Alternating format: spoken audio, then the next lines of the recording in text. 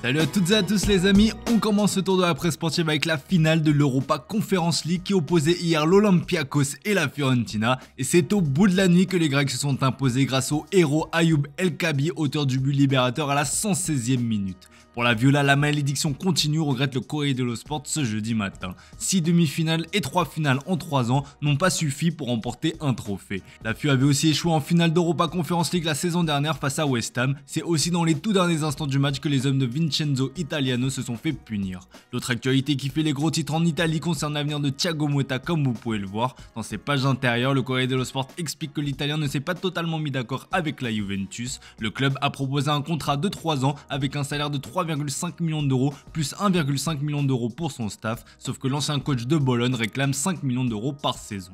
Une rencontre avec le directeur technique Giuntoli pourra avoir lieu prochainement à Lisbonne pour régler l'affaire. Du côté de l'AC Milan, ça bouge aussi. Comme on vous l'a révélé, Paulo Fonseca devrait bien prendre la succession de Stefano Pioli, et comme l'annonce la Gazzetta dello Sport sur sa une, le coach portugais va être gâté puisqu'il aura à sa disposition une enveloppe de 100 millions d'euros. 4 renforts sont espérés. En attaque, Joshua Zirkzee de Bologne est pisté alors que Luka Jovic devrait être conservé. Au milieu de terrain, Youssouf Fofana de l'AS Monaco est toujours dans le viseur. Enfin, en défense, Emerson Royal et Thiago Santos sont visés. Paulo Fonseca pourrait donc ne pas débarquer seul en Lombardie, affaire à suivre. On prend la direction de l'Allemagne avec l'officialisation de Vincent Kompany comme nouvel entraîneur du Bayern Munich. C'est la grosse info du jour qu'on retrouve sur la première de couverture du journal Bild. Si ce choix peut paraître surprenant au premier abord, la direction bavaroise est convaincue que le style du Belge va faire des ravages en Allemagne. En tout cas, le principal intéressé est impatient de relever ce challenge comme le placard de la dernière heure, alors que ce dernier était aussi courtisé par Schalke 04 comme le révèle Bild dans ses pages intérieures. Le Belge va rapidement devoir répondre aux attentes sur les terrains et en dehors. Plusieurs dossiers chauds sont à gérer comme celui d'Alphonso Davies annoncé proche du Real Madrid. Si départ il y a, Théo Hernandez de l'AC Milan est visé, mais comme l'explique l'équipe, il faudra débourser près de 80 millions d'euros, soit ce qu'avait coûté son frère Lucas en 2019.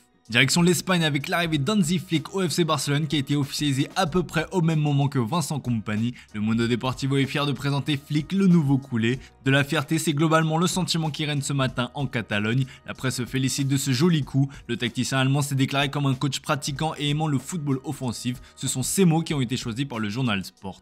L'ancien coach du Bayern Munich ou de l'Allemagne a eu un discours séduisant, mais il va être rapidement confronté à de sacrés casse-têtes. Plusieurs joueurs sont dans une situation incertaine, c'est le cas notamment de Joao Félix qui est prêté par l'Atlético de Madrid. Comme vous le savez, le Barça n'a pas les finances nécessaires pour le recruter définitivement. Résultat, Manchester United pourrait être tenté de s'attacher ses services. Et comme le relaie le Daily Mirror ou encore le Daily Star, les Red Devils pourraient se servir de Mason Greenwood. L'Anglais a retrouvé des couleurs à Retafe et a tapé dans l'œil des Colchoneros. Un échange fou est donc en préparation, reste à savoir ce qu'en pensera le joueur qui, on le rappelle, avait déjà effectué un prêt en Angleterre du côté de Chelsea. Toujours en Espagne, il est question de la grande finale de la Ligue des Champions entre le Real Madrid et le Borussia Dortmund qui approche à très grands pas. Pour l'occasion, le journal AS s'est entretenu avec Hans-Joachim Watzke, le directeur général du club allemand. La déclaration mise en avant par le journal pro-madrilène est la suivante: nous aimons que Madrid soit grand favori. La position d'outsider du B4B sur cette finale est donc jugée comme un avantage par le dirigeant allemand qui va retrouver d'ailleurs un certain Jude Bellingham. Il y a encore un an, l'anglais était un grand espoir du foot européen. Aujourd'hui, c'est l'une des stars du plus grand club au monde et qui veut marquer l'histoire du club comme le placard de Marca. À l'arrivée, les 103 millions d'euros déboursés semblent dérisoires au vu de son impact chez les Madrilènes.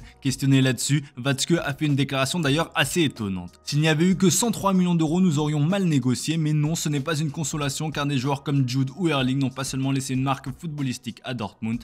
Ce sont deux enfants que nous apprécions beaucoup ici, il n'y a pas d'argent pour compenser cela, bien sûr puisqu'il faut les laisser partir, que ce soit pour le plus gros montant possible, a-t-il lâché. Relancé sur le fait que c'était donc plus de 103 millions d'euros, l'intéressé a répondu beaucoup plus.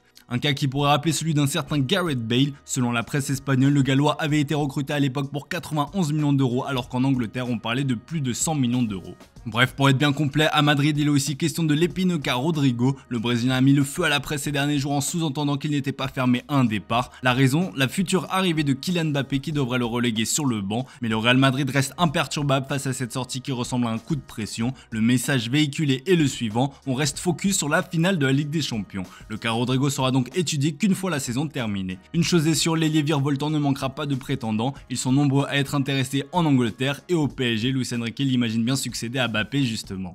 Allez, on va terminer ce tour de la presse sportive dans l'Hexagone avec l'épineux dossier des droits télé. Alors que la saison s'est terminée, on ne connaît toujours pas l'identité du diffuseur du championnat de France pour la saison prochaine. Alors que la Ligue misait sur beIN Sport, la chaîne franco-qatarienne n'entend pas assumer à elle seule les 700 millions d'euros espérés. Ce qui pousse le journal L'Équipe à se demander qui veut vraiment la Ligue 1. Face à cette situation, le diffuseur historique Canal+ pourrait rafler la mise, faute de concurrence. Mais selon Le Parisien, la vente des droits télé pourrait alors considérablement baisser et même atterrir sous les 500 millions d'euros. La difficulté à trouver un diffuseur peut s'expliquer aussi par le fait que le championnat français perd sa plus grosse star la saison prochaine, à savoir Kylian Mbappé. Dans ses pages intérieures, Le Parisien revient encore et encore sur les coulisses du divorce annoncé entre Nasser Al-Khelaifi et le joueur. Pour rappel, la dernière news portait sur le fait que Mbappé n'avait pas reçu sa paie du mois d'avril. Si les relations entre les deux hommes sont devenues glaciales sur la fin, les dernières sorties démontrent le contraire. En tout cas, le président du PSG semble donner l'impression de ne pas vouloir partir en froid avec son joueur, du moins publiquement. Lors de la cérémonie des Globe Soccer Awards, il a encore fait part de sa fierté d'avoir eu le meilleur joueur au monde dans ses rangs pendant 7 ans.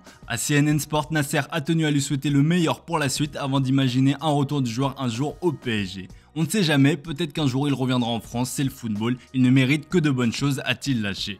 Voilà les amis, c'est tout pour ce matin, merci pour votre fidélité, bonne journée à vous. Comme d'hab, on se retrouve en fin d'après-midi pour le traditionnel JT Foot Mercato.